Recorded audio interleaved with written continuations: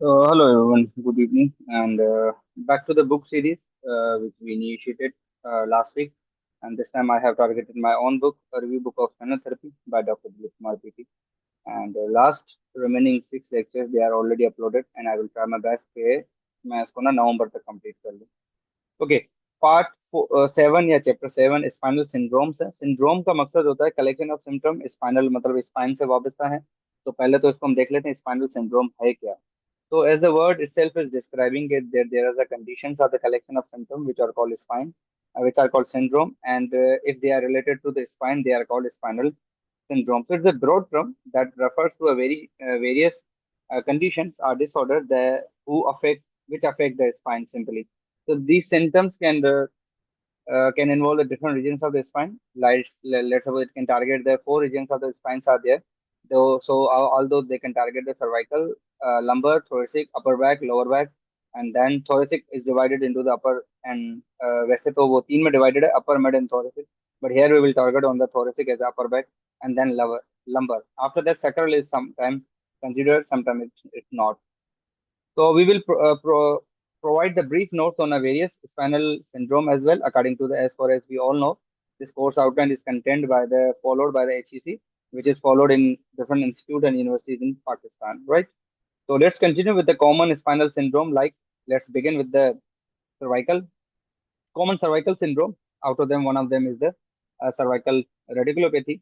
अब तो एक तो नाम ही बता रहा है कि सर्वाइकल रेडिकुलोपैथी मतलब जब आपकी सर्वाइकल में कोई प्रॉब्लम है पेशेंट के और उसकी सिम्टम जो है वो रेडिएट करे रेडिकुलोपैथी जिसको हम कहते हैं. तो which is often characterised by the nerve symptom. There are the several nerve symptom like numbness, tingling, paresthesia, and pins and needle, sharp shooting pain. So, which is often characterized by the pain, numbness, tingling, or the weakness that radiates from the neck, originates from neck, and travel throughout the arm. Okay, that is called the radiculopathy. Often due to the compression or irritation of nerves in the cervical regions. Then we have a lumbar radiculopathy. वही बात है, just like sciatica is the best example of the lumbar radiculopathy. Whenever problem lies in the lumbar region, but it travels all way downward toward the leg, it's called the lumbar radiculopathy.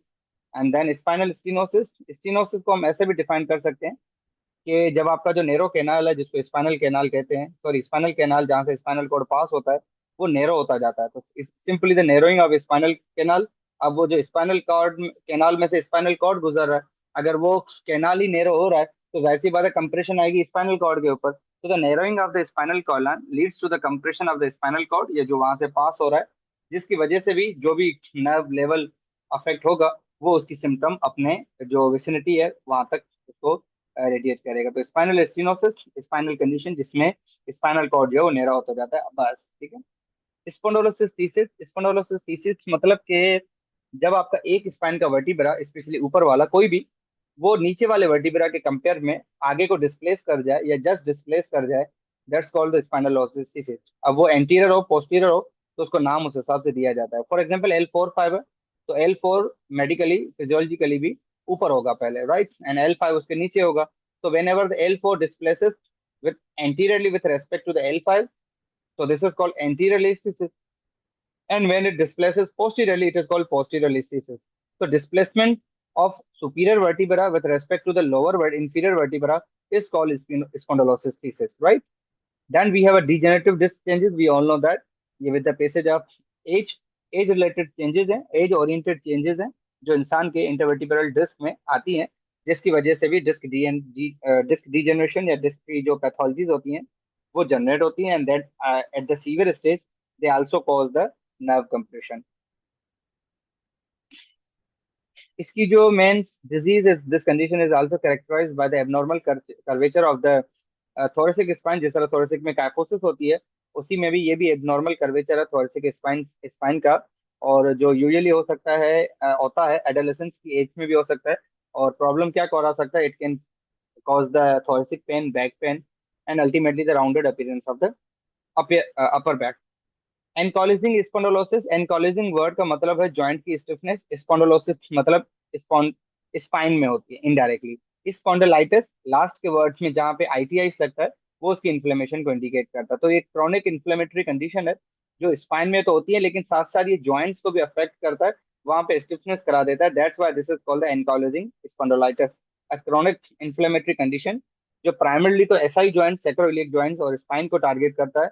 उसके बाद joint stiffness, pain वगैरह symptoms वगैरह होने होने लगती है। तो they is are the just few example of the spinal syndrome. ये कोई सर्वाइकल अपर लंबर की स्पेसिफिक नहीं था। We are just talking about spinal syndrome जो स्पाइन में देखने को हमें मिलती है। फिर इसका ट्रीटमेंट, डायग्नोसिस वगैरह डिफरेंट चीज़ों पर डिपेंड करता है। हमने लास्ट 2 चैप्टर इसी चीज के ऊपर ओएमटी इवोल्यूशन से लेके यही डिटेल में डिस्कस किया है कि आपका थारो एग्जामिनेशन बेसिकली क्या होना चाहिए, right. So it's also important as a physiotherapist and manual therapist. तो जो सबटल ऑटोनॉमिक और विसरल चेंजेस हैं जो कि स्पाइनल डिस्फंक्शन से एसोसिएटेड है, उनसे भी एज अ फिजियोथेरेपिस्ट हमें वाकिफ होना चाहिए, क्योंकि वो ट्रीटमेंट में भी आपको बड़ा आगे हेल्प करते हैं। तो कुछ कुछ स्टडीज हैं, कुछ फिनोमिनॉन्स हैं, कुछ स्कूल ऑफ थॉट्स हैं जिनके बुनियाद पे हम किसी सिम्टम को किसी कंडीशन में डालते हैं। और नॉर्मली नर्व की सिम्टम में, नर्व की साइन एंड सिम्टम में हमें सबसे पहले pain, sharp shooting, radiating pain देखने को मिलता है। एंड देन जाहिर सी बात है, जिस फॉर एग्जांपल अल्नर नर्व है तो C8 एंड T1 का जो डर्माटोमल एरिया होगा उसको अफेक्टेड होगा, जो मसल सप्लाइड होंगे वो जाएंगे, और अल्नर नर्व की वजह से जो पाल्सी हो सकती है, just like Klumpke's paralysis. Same C5-6 है तो वो रेडियल नर्व की है, तो अपर ट्रंक में से निकलती है, तो इट कैन ट्रेवल। जो C5-6 वो सप्लाई करते हैं डर्माटोम, वो अफेक्टेड होंगे, मसल्स होंगे। डिफॉर्मिटी की अगर आप बात करें तो अर्श पैरालिसिस होता है। तो मैं एक जनरल एग्जांपल दे रहा हूँ। तो there are the several more sign and symptoms accordingly. So let's begin with the cervical syndrome. If we talk about, एक तो नाम ही बताता है कि अगर सर्वाइकल में कोई प्रॉब्लम हो जाए जिसकी वजह से नर्व कंप्रेस्ड हो जाए और उसकी वजह से अगर कोई अलामात जाहिर होती हैं इंसान के आर्म में स्पेसिफिकली, तो वो राइट हो तो यूनिलेटरल हो, बायलेटरल भी हो सकता है। जिस तरह सर्कमफेरेंशियल डिस्क बल्ज में सिम्टम्स ज्यादातर बायलेटरल आती हैं, और 90% मोस्ट कॉमनली बल्ज कहाँ पर होता है? पोस्टीरियरली। पोस्टीरियरली डिस्क बल्ज करता है, एंटीरियरली बहुत ही रेयर होता है। तो सर्वाइकल सिंड्रोम खुद ही नाम बताती है कि एक स्पेक्ट्रम या पैटर्न है इस कंडीशन का जो आपके सर्वाइकल रीजन को अफेक्ट करती हैं, जिसमें आपके पास 7 वर्टिब्राज आते हैं। लेकिन जो C1 है वो पैल्पेबल नहीं होता, लेकिन नर्व रूट तो उससे भी ज्यादा होंगे। नर्व रूट 8 होते हैं। वर्टिब्रा 7 होते हैं, 7 होते हैं, लेकिन नर्व रूट C8 तक भी आते हैं। जो अगर आपको ब्रेकल प्लेक्सस का पता हो तो C5-6 से लेके C8 तक जाता है, और T1 मिलके आपका ब्रेकल प्लेक्सस बनाते हैं, बहरहाल। तो जो कि आपका नाम ही बताता है, लोकेटेड है नेक रीजन में। और 7 जो है इन सिंड्रोम्स की अगर मैं बात करूं तो वेरियस फैक्टर्स हैं जो ये करा सकते हैं। डीजेनरेटिव चेंजेस हो गया, ट्रामा हो गया, कोई डायरेक्ट विप्लिश इंजरी हो गई, इन्फ्लेमेशन हो गई। तो ये सारी चीजें कर जिसकी वजह से सिम्टम्स क्या डेवलप होंगी। सर्वाइकल से वाबस्ता है तो इसकी सिम्टम आपके सर में भी जा सकती हैं, लाइक वर्टाइगो, चक्कर आना, ड्राउजीनेस वगैरह, मेंटल स्टेटस, हेडेक वगैरह। और अगर ये नीचे आर्म की तरफ जाएंगे रेडिकुलर साइन में, तो आपके आर्म में सिम्टम्स डेवलप होंगे, ठीक है। अपर एंड मिडिल सर्वाइकल की बात करें, अपर C0-1-2। C0 एक इमेजनरी सर्वाइकल ऑक्सीपिटल होता है, जो कि एक इमेजनरी है, वर्टिब्रा नहीं है। मेन वर्टिब्रा आपके पास C1-2 होता है, और C1 से लेके C7 तक होते हैं। तो what we were talking about कि अपर और मिड सर्वाइकल आपका C3-4-5 आता है, और C6-7 आपका लोअर सर्वाइकल में आता है। लेकिन अपर मिड सर्वाइकल वर्ड नहीं होता, लेकिन हम उसको इमेजनरी कह सकते हैं। तो अपर और मिड सर्वाइकल स्पाइन की जो डिसऑर्डर्स हैं, जो कंडीशन है, जो C0-1-2 अपर सर्वाइकल हो गया, 3-4-5 मिड थोरेसिक हो गया, 5-6-7 लोअर थोरेसिक में आ गया। तो अगर यहाँ पर अपर सर्वाइकल में अगर कोई प्रॉब्लम हो किसी को, तो उसकी सिम्टम ज्यादातर नीचे जाने के बजाय ऊपर हेड स्कल की तरफ जाती है, like headache, dizziness, dysphagia, globus sensations, hoarseness, general irritability, because it involve to the आपका जो नर्वस सिस्टम है उसको भी इन्वॉल्व करता है, और आपका जो मेंटल स्टेटस है उसमें भी अफेक्टेड हो जाता है। पेशेंट की भी बात कर रहा हूँ। क्वाइट पॉसिबल वो डिस्टर्बेंस करे सुनने में, हेयरिंग में, देखने में, क्योंकि यहाँ पे क्रेनियल नर्व्स भी होती है, और वो डिपेंड करता है रीजन पे। जिस तरह posterior occipital area is more concerned with the visionary, obviously lateral side is concerned with the hearing. So this is how you have to resemble. So the relationship between the symptoms and the restricted upper cervical mobility, जो thou has not been adequately researched, मतलब इसके exactly कि भाई symptoms में relationship और ये अपर cervical mobility के साथ। जिस तरह मैं आपको एग्जांपल देता हूँ, C1-2 की हाइपोमोबिलिटी ज्यादातर हेडेक कराती है, इसीलिए मोलिगन के हेडेक सिनेक, रिवर्स सिनेक भी अपर सर्वाइकल में भी होती हैं। तो कुछ रिसर्चेस हैं, कुछ इतनी उसके ऊपर हाउएवर अफेक्टेड नहीं है, क्योंकि ज्यादातर हेडेक वगैरह में आई डोंट थिंक सो कि कोई बंदा पेशेंट फिजियोथेरेपी के लिए जाता हो। बहुत ही कम लोगों को पता है कि हेडेक सिनेक, रिवर्स सिनेक भी परफॉर्म होती हैं। So there are the numerous clinical reports of the symptomatic improvement after the mobilization treatment. Okay, the proximity of the vertebral artery and the nerves like the medulla oblongata and cerebral pons, these are the parts of the brain. Hypoglossal nerves हो गई, vagus nerve हो गई, and sympathetic ganglions of snake may also explain why the mobilization of upper cervical spine elevates such symptoms. मतलब ज्यादातर अपर cervical में हमें बहुत ही careful mobilisation और मैनिपुलेशंस परफॉर्म करनी पड़ती है, क्योंकि यहाँ पर ना बहुत सारी चीजें हैं। जैसे मैनिपुलेशंस में आप एक्सटेंशन अगर 5-10 डिग्री से ज्यादा बढ़ा दें तो it can damage the artery. Same wise बाकी स्ट्रक्चर्स भी हैं। वी ऑल नो कि brain basically starts at the level of medulla oblongata we can call it, कि जहां पर आपका ज्यादातर जो upper cervical spine is more concern with the brain. उसके बाद आपका स्पाइनल कॉर्ड शुरू हो जाता है, उसी के साथ ही स्पाइनल कॉर्ड शुरू होता है, लेकिन जो अपर सर्वाइकल स्पाइन्स है they are more in correlationship with specially the medulla oblongata pons and et al. while the lower cervical spine is not concerned, और अगर लोअर सर्वाइकल स्पाइन में अगर कोई प्रॉब्लम आती है तो वो बजाय अपर ऊपर जाने के वो अपर थोरेसिक नीचे भेजेंगी सिम्टम अपनी, या तो आर्म्स में भेजेंगी, शोल्डर गिर्डल में भेजेंगी, या अपर थोरेसिक एरिया में भेजेंगी। तो असेसमेंट और मैनेजमेंट जो है वो अपर सर्वाइकल स्पाइन का बड़ा कंप्रिहेंसिव और केयरफुल होना चाहिए, क्योंकि वो बहुत सारी चीजें होती है। तो डिटेल्ड हिस्ट्री टेकिंग, जो जो चीजें हमने पढ़ी, फिजिकल एग्जामिनेशन, और स्पेसिफिकली अगर डिस्क इन्वॉल्व है तो you need to go for the radiograph like the MRI. X-ray में भी आपको डिस्क बल्ज वगैरह नहीं देखने को मिलेगा, तो you need to prefer the MRI and other option. तो treatment strategy may also vary depending on the underlying cause and severity of the symptom। तो ट्रीटमेंट भी उस हिसाब से वेरी करता है, and also may include the conservative measurements etc. However, the clinician often report that the mobilization in this region, talking about the lower cervical spine, influence the symptom that seem to be originate in the upper cervical spine.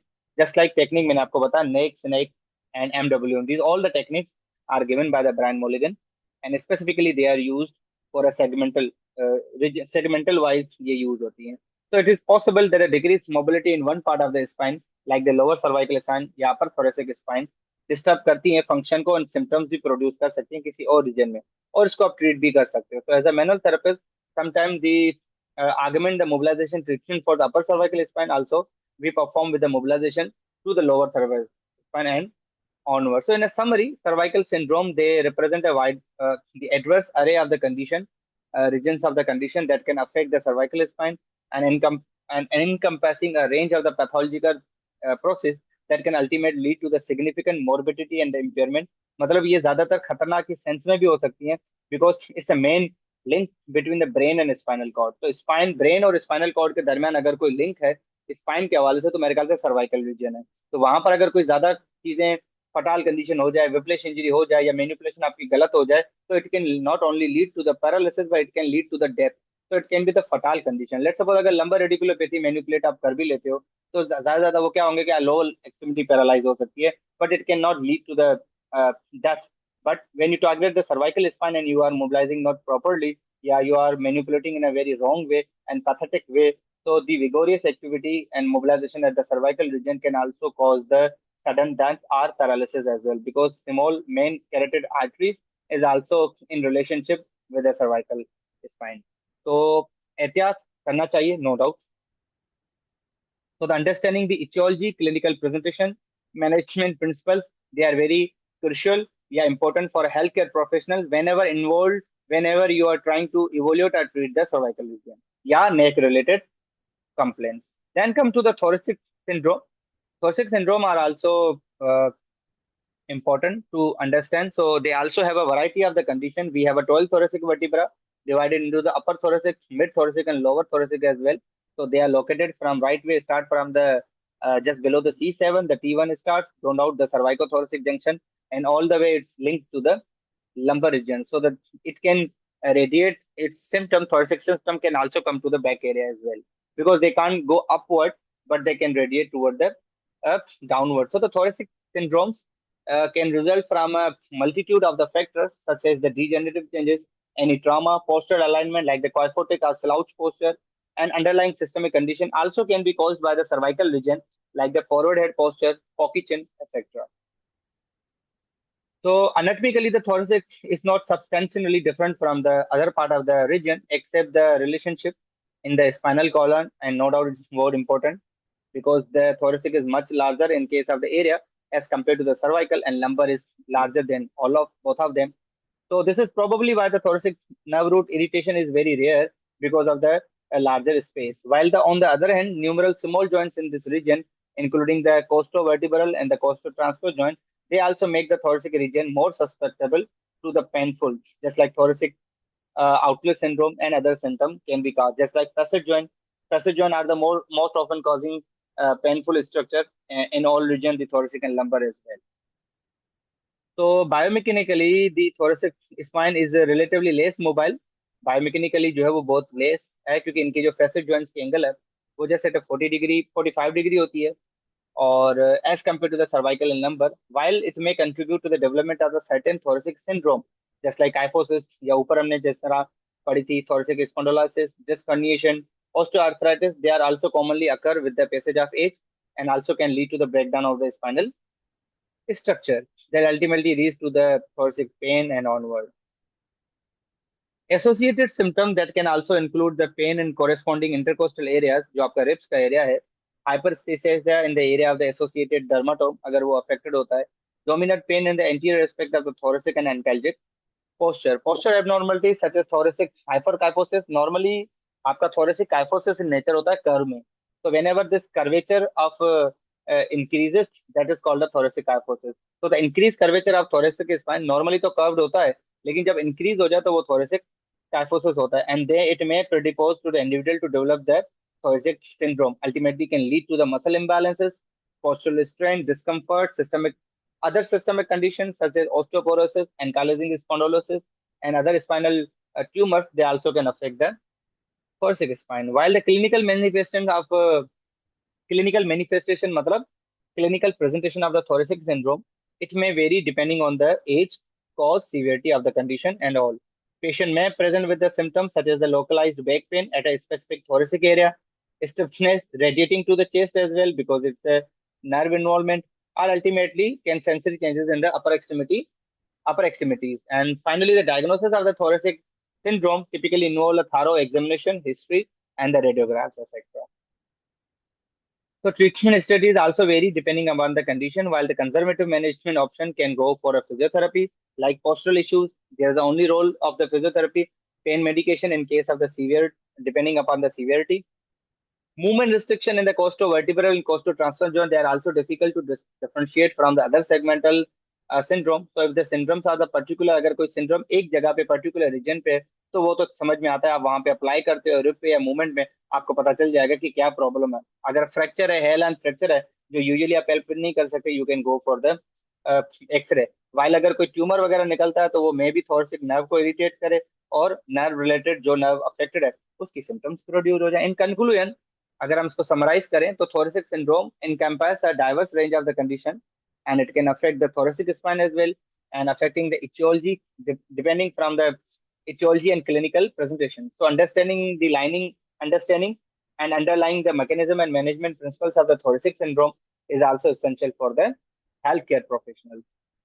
Lastly, we have a lumbar syndrome and lumbar syndrome के बाद हम बाकी चीजें देखेंगे. तो वही नाम बता रहा है lumbar syndrome, जब आप lumbar डिस्क आपकी अफेक्टेड होती हैं और वो रेडिएट करना चाहे करने लगे through out the lower extremities, that is called the lumbar syndrome. और लंबर सिंड्रोम भी बहुत सारी कंडीशन है जो लंबर स्पाइन में आती हैं.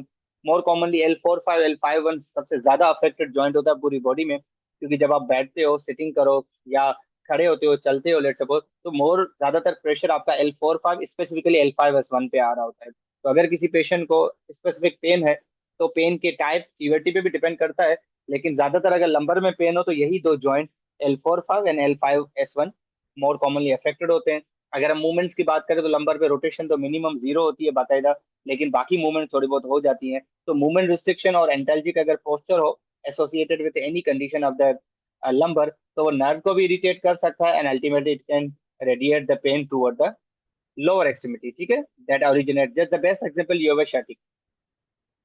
Degenerative condition at the lumbar can also occur just like spondylosis, disc degeneration या facet joint arthritis, जो कि commonly contribute करते हैं lumbar syndrome में, जिसकी वजह से भी spinal structure का breakdown हो सकता है. ठीक है, ट्रॉमेटिक इंजरीज भी हो सकती है. लंबर वर्टिब्रा का फ्रैक्चर हो गया, डायरेक्टली कोई वेट उठाया, डिस्क बल्ज हो गई, डिस्क स्लिप हो गई, मसल स्ट्रेन हो गया, there also can lead to the lumbar syndrome. Systemic condition such as osteoporosis, ankylosing, ये भी अफेक्ट करती हैं लंबर को. However, any spasm or increased tension of the back extensor musculature would can only create a lumbar lordosis. Number one, most of the acute low back pain they are associated with the increase or flattened lumbar curvature. मतलब ज्यादातर अगर muscle imbalance हो जाए, just like pregnancy में muscle weak हो जाते हैं, that can lead to the lumbar lordosis. But ज्यादातर लंबर में अगर पेन आ रहा होता है और उसमें पेशेंट का लंबर में हमारा देखने को मिलता है, तो वो या तो लंबर स्ट्रेटनिंग होती है इनडायरेक्टली, जिसको हम loss of the lumbar lordosis कहते हैं सिंपली. तो the clinical presentation lumbar syndrome की क्या होंगी, वो डिपेंड करता है कि एरिया कौन सा अफेक्टेड है और सीवियरिटी ऑफ कंडीशन क्या है. पेशेंट को पेन भी होने लगेगा, डिफ्यूज डिस्क बल्ज होने लगेगा. अगर ऑर्थराइटिक चेंजेस हैं, रेडिकुलर पेन है तो यूनिलेटरल पेन देखने को मिलेगा, बायलेटरल भी देखने को मिलेगा. तो इट्स ऑल डिपेंड. अगर मसल हैमस्ट्रिंग मसल टाइटनेस है तो डल एकिंग पेन देखने को मिलेगा.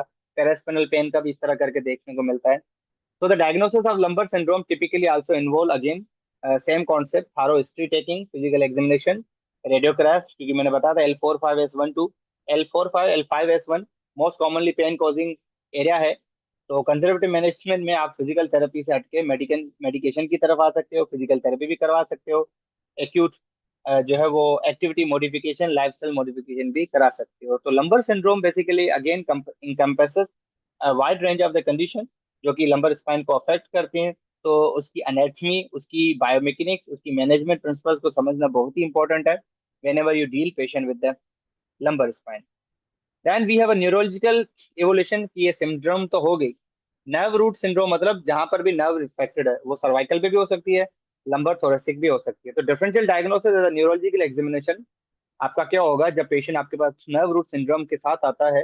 तो आपको एक वर्किंग नॉलेज भी चाहिए, नर्व रूट्स, डर्माटोम, मोएटोम, इनर्वेशन वगैरह सब चाहिए. तो नॉर्मल एनाटॉमिकल वेरिएशन अगर ओवरलैपिंग पैटर्न की मैं बात करूं, स्पेसिफिकली सेगमेंटल इनर्वेशन की, तो you require a testing not only the key muscle but the dermatome and the nerve which supply the muscle. मतलब आपको सिर्फ मसल्स की नॉलेज नहीं होना चाहिए, आपको ये भी पता होना चाहिए कि मसल पेन ही है या कोई शार्प शूटिंग या रेडिएटिंग पेन भी है. तो की मसल्स के साथ साथ उनके नर्व जो उनको सप्लाई देती है उनकी भी नॉलेज होना लाजिम है, तभी तो न्यूरोलॉजिकल एवोल्यूशन हो गया. अगर सिर्फ आप मसल को चेक करना चाहते हो तो वो एमएमटी वगैरह में आ जाएगा. तो the neurological evolution of nerve syndrome is involve a comprehensive assessment कि आप ये अंडर आइडेंटिफाई कर सको कि अंडरलाइन कॉज सिम्टम्स का क्या है, किस नर्व से रेडिएट कर रहा है. जैसे लंबर रेडिकुलोपैथी में हर बार शाटिका तो नहीं आती, क्या पता फीमोरल नर्व की रेडिकुलोपैथी हो, वो भी रेडिएट करेगी. लंबर रेडिकुलोपैथी मतलब any radiculopathy that originates from lumbar and goes downward toward the leg. लेकिन वो आपने देखना है कि पेन पोस्टीरियरली है तो शाटिका, एंटीरियरली है तो फीमोरल है, या कौन सा सेगमेंट इन्वॉल्व है. मेजर कंपोनेंट्स अगर न्यूरोलॉजिकल एवोल्यूशन की हम बात करें तो सबसे पहले हिस्ट्री टेकिंग है. हिस्ट्री टेकिंग में भी पेशेंट आपको बता सकता है, लाइक शार्प शूटिंग पेन है, पेशेंट कहेगा कि मुझे गर्दन से पेन स्टार्ट होता है और बाजू में जा रहा है, तो आपका माइंड काम करेगा ये तो नर्व रेडिएटिंग पेन है. पेशेंट के नहीं, मेजर एक ही जगह पे पेन है, let suppose, that also can reflect. ठीक है. फिजिकल एग्जामिनेशन में आप क्या क्या देख सकते हो कि आप डर्माटोम चेक करो, उसके मायोटोम चेक करो, न्यूरोलॉजिकल एग्जामिनेशन का पार्ट है. लेकिन फिजिकल एग्जामिनेशन में आप बहुत सारी चीजें, नर्व की साइन एंड सिम्टम देखते हो. आप एसएलआर करवाओ, एसएलआर में उसको 0 से 30 में पेन हो तो ड्यूरा का पेन है, 30 से 60 में हो तो शाटिक का पेन हो सकता है, 60 तो ये इमेजनरी स्लम टेस्ट आप कराते हो, ये भी फिजिकल एग्जामिनेशन का पार्ट है. Then you go for motor assessment, आप मसल्स अफेक्टेड देखते हो कि मसल की स्ट्रेंथ क्या है. अब मिसाल के तौर पे L4-5 चला गया, मिसाल के तौर पे, ठीक है, तो L4 तो नी रिफ्लेक्स, आप नी रिफ्लेक्सेस उसके चेक करो, और L5 का जो मसल है उसको चेक करो, जहाँ पे भी जिस एरिया को वो सप्लाई करता है नीचे की तरफ, इस तरह करके.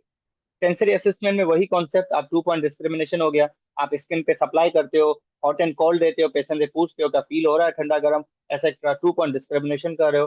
This is how do reflex assessment जो मैंने एग्जांपल दिया है L4 का साल. अगर अपर किसी का लोअर ट्रंक अफेक्टेड होता है, लेट सपोज किसी का C7 अफेक्टेड हो गया, तो काइट पॉसिबल उसका ट्राइसेप रिफ्लेक्स चला जाए. C6 चला गया, C5-6 चला गया तो उसका बाइसेप रिफ्लेक्स चला जाए. प्रोवोकेटिव मेजरमेंट्स मैनुअर्स मतलब वो मैनुअर जो, फॉर एग्जांपल, आपको पेशेंट आपके पास पेन के साथ तो आता है लेकिन अभी पेशेंट को पेन नहीं हो रहा है, पेशेंट कहता है मुझे इस रीजन में पेन होता है. आप नाउ यू वांट कि पेन पहला पैदा हो तो पता चले कि पेन कहाँ पर हो रहा है, तो you can do Spurling test. आप सर्वाइकल कंप्रेशन करते हो, पेशेंट कहता है मेरा पेन ट्रेवल कर रहा है, आप सर्वाइकल ट्रैक्शन देते हो, पेशेंट कहता है मेरा पेन रिलीफ हो रहा है. This is how you just relate. तो that is the provocative maneuvers in which you produce the pain in order to just check. Then you go for radiograph studies with the help of X-ray. You can go for bone reading with the X-ray of MRI. You can go for the soft tissue structures and so on. Then you make a differential diagnosis to reach up to a a single physical diagnosis. ठीक है, differential diagnosis we all know that we make few diagnoses which having same symptom, but a single two one or two more symptom would be different, can be differentiating from each other. Multidisciplinary collaboration, just if you feel कि एक neurologist का case है, patient की purely radiculopathy है, patient किसी neuro के पास नहीं गया, उसको रेफर कर लो. If you see severe osteoporosis है, पेशेंट किसी रिमेटोलॉजिस्ट के पास गया नहीं गया, उसके पास रेफर कर दो. सिस्टमिक इलनेस है, किडनी पेन भी बैक पेन में आता है, इफ यू से कि ये मेरा पेन सिस्टमिक पेन नहीं है, सोमेटिक डिसफंक्शन नहीं है, फिजिशियन को रेफर कर लो. And then you have a sensory innervation of the skin. Sensory innervation मतलब डर्माटोम इनडायरेक्टली. डर्माटोम की डेफिनेशन है single area of skin which is supplied by single spinal nerve is called the dermatome. तो skin also receive the sensory innervation from the various type of the sensory receptor. तो जिसके लिए आप two point discrimination करते हो, touch करते हो patient को, पेशेंट से फुल पूछते हो, एक बार आप शार्प ऑब्जेक्ट लगाते हो, पेशेंट से पूछते हो क्या फील हो रहा है, then you can go for rough surface लगाते हो. तो there are the several ways to check the sensory innervation. And these are the dermatome. अगर आप उसको पढ़ना चाहें, रटना चाहें तो रख रख सकते हो. और मायोटोम में मूवमेंट कराते हैं, क्योंकि मायोटोम में मसल चेक करते हैं, डर्माटोम में हम स्किन चेक करते हैं. Then sensory innovation of the deep. What about the those structure which are deep like internal organ, joints, tendons, उनकी सेंसरी इनोवेशन का क्या? तो उनको भी आपसे रटना पड़ता है कि हर मसल की, हर टेंडन की अपनी अपनी सप्लाई है. तो जो रिसेप्टर्स होते हैं, जो मैकेनिक्स, जो काइनेमेटिक्स को डिटेक्ट करते हैं, like mechano receptors, joint position में डिटेक्ट करते हैं, जस्ट लाइक मसल स्पिंडल्स हैं, जीटीओ हैं, ये मसल की टेंशन और लेंथ को डिटेक्ट करते हैं. तो there are the several chemical changes को डिटेक्ट करने के लिए कीमो रिसेप्टर्स हैं, बॉडी पोजिशन के लिए प्रोप्रियोसेप्टर्स हैं. तो जो डीप स्ट्रक्चर्स हैं उनको भी तो डिटेक्ट करने के लिए कोई ना कोई होगा, तो हम रिफ्लेक्सेस के थ्रू उनको डिटेक्ट करते हैं. ठीक है, मैंने कुछ आगे एग्जांपल्स भी दिए हुए हैं, आप लोग उसको देख सकते हो. एंड फिर यहाँ से डीप स्ट्रक्चर से जो सेंसरी इंफॉर्मेशन आएगी, वो सीएनएस ब्रेन को डिटेक्ट होगी वाया सेंसरी फाइबर्स. ये रिफ्लेक्स आर्क वाला कॉन्सेप्ट है कि पहले आपका पास स्टिमुलस लगता है, स्टिमुलस जाता है, then with the help of afferent it goes to the brain, and brain work as a interpreter, interpret करके फिर then it come via the motor nerve. So sensory nerve goes to detect the stimulus and responds to the brain, give the stimulus to the brain, and then brain replies via the motor nerve for a response. कुछ sensory nerves हैं जो मैंने mention किए हैं. Then you have a motor innervation. Motor मतलब हर muscle की अपनी नर्व सप्लाई, जिसको मायोटोम कहते हो, तो उनको भी आप चेक करते हो. तो मोटर इनर्वेशन सिंपली की जो आपकी सेंसरी सप्लाई है नर्व इम्पल्सेस की फ्रॉम द सीएनएस जो जा रहे हैं toward the muscle with the help of motor nerve. तो that also can lead to, उसकी थ्रू ही तो मोटर की मसल की कॉन्ट्रेक्शन होगी, और मसल कॉन्ट्रेक्शन होगी तो मूवमेंट होगी. ठीक है, and no doubt this is mediated by the motor neuron, we all know that. तो in the presence of a motor loss, हमने नर्व की बहुत सारी एबनॉर्मलिटीज होती है, न्यूरोटोमेसिस, एक्सोनटोमेसिस, न्यूरोप्रेक्सिया, हम इतनी डिटेल में नहीं जा रहे. तो अगर कोई मोटर लॉस है, लेट सपोज कोई मसल कॉन्ट्रैक्ट नहीं कर रहा, कोई मसल पैरालाइज्ड है, तो लाजमी नहीं है कि मसल ही खराब हो, क्वाइट पॉसिबल उसको नर्व सप्लाई करने वाली अफेक्टेड हो, जस्ट लाइक पैरालिसिस होता है. तो पैरालिसिस, या जिस तरह मिसाल के तौर पर मसल वेस्टिंग में चला जाता है, बिकॉज जो मसल को नर्व सप्लाई कर रही होती है वो अफेक्टेड हो जाती है. And there are the several condition as I told you, neuropraxia, neurotmesis, axonotmesis, इस तरह करे. ठीक है, तो all almost all the muscles in the body, even the smallest one, they are innervated by the muscle का एक fibre भी उसको नर्व सप्लाई है. Every muscle is under the stimulus of a nerve, so all the muscle, in fact muscle fibers as well, they are innervated by the nerves. So the motor innervation is also essential for the control and coordination of the voluntarily movement. आपको कैसे पता चले कौन सा muscle affected है? तो ये मैंने कुछ एग्जाम्पल्स यहाँ पे पुट किए हैं, और उसको आप देख सकते हो. जस्ट लाइक इंस्पिरेशन का मसल आपके पास डायफ्राम है. डायफ्राम को कौन सी नर्व सप्लाई करती है? Phrenic nerve. उसका सेगमेंट क्या है? C3-4-5. मतलब अगर 3-4-5, C3-4-5 अफेक्टेड हो जाए तो डायफ्राम अफेक्टेड होगा. डायफ्राम अफेक्टेड होगा तो मूवमेंट कौन सी जाएगी? मसल, मेन इंस्पिरेटरी मसल है आपका. तो इस तरह करके मैंने सबके एग्जाम्पल्स पुट किए हुए हैं. एल्बो एक्सटेंसर आपका C7 और 8 है. अगर किसी में अल्लर नर्व पाल्सी हो जाए, C7 और C8 अफेक्टेड हो जाता है, तो उसका एल्बो एक्सटेंसर काम करना छोड़ देंगे. तो देर आर द, जिस तरह कार्पल टनल सिंड्रोम है, अल्लर पैरालिसिस है, कार्पल टनल सिंड्रोम में क्या होता है? मीडियन नर्व चली जाती है. तो मीडियन नर्व चली जाएगी तो मीडियन नर्व जिन जिन मसल्स को सप्लाई दे रही है, नॉर्मल सेंसरी एंड डर्माटोमल, दोनों अफेक्टेड होंगे, क्योंकि कुछ नर्व हमारे पास सेंसरी होती है, कुछ मोटर होती है, कुछ दोनों होती हैं. जिस तरह मीडियन नर्व है, मीडियन नर्व दोनों है, कहीं पे सेंसरी नर्व सप्लाई भी देती है तो काफी मसल्स भी सप्लाई देती है. तो आपके जो 3.5 3.5 finger, half side of the radial nerve, and 3 fingers remaining. They goes paralyzed whenever your median nerve is affected. And then common nerve root syndrome है कि मेन प्रॉब्लम्स क्या निकलती हैं जब आपकी कोई नर्व रूट अगर आप ब्रेकल प्लेक्सस पढ़ोगे ना, तो वहां पर सबसे पहले हमारे पास नर्व रूट्स होते हैं, C5 6 7 8 T1। फिर C5 6 मिलके आपस में अपर ट्रंक बनाते हैं, C7 कंटिन्यू करता है मिडिल ट्रंक, और C8 और T1 मिलके बनाता है आपका लोअर ट्रंक। फिर ये ट्रंक डिवाइड होता है डिवीजन में, हर ट्रंक कम से कम दो डिवीजन में डिवाइड होगा, एंटीरियर एंड पोस्टीरियर। तो इस तरह करके 3 ट्रंक है, तो 3 एंटीरियर डिवीजन, 3 पोस्टीरियर डिवीजन। फिर डिवीजन से जाके आके आपका मेरे ख्याल से कोड बनता है, फिर कोड में से नर्व निकलती हैं, ठीक है। तो बहरहाल, तो ये मैंने एक्सप्लेन की हुई है, अगर आप उसको पढ़ना चाहो तो बेझिझक आप उसको पढ़ सकते हो। So we are done with the chapter number 8 as well. And chapter 8 was spinal syndrome. Spinal syndrome मतलब वो सिंड्रोम, वो साइन एंड सिम्टम जो स्पेसिफिकली स्पाइनल रीजन अफेक्टेड होने की वजह से आती हैं। तो thank you so much again. Don't forget to like and subscribe and share as well. And also don't forget to put your feedback in the comment box and let me know the next book after the completing my own book. तो इसके बाद next book कौन सी होनी चाहिए वो भी आप comment में पुट करें, तो I will try my best physiotherapy से रिलेटेड हो। And after that I will try कि मैं don't try, I also would invite you to come and join my social media platform named with the Center of Manual Therapy on Facebook, on Insta, and LinkedIn as well, so that you get update for all my activities. Recently मैंने एक नया project भी launch किया हुआ, लेकिन वो भी सिर्फ फिलहाल सिर्फ पाकिस्तान में, but you can join online, so you are all are welcome. The name is the rehab expert panel. Rehab expert panel is going to be launch from the next week, and you can join free of cost, ठीक है। लेकिन उसके लिए भी आपको centre of main therapy पे जाना पड़ेगा, वहां से मैंने पोस्ट दे दी है। तो thank you so much again.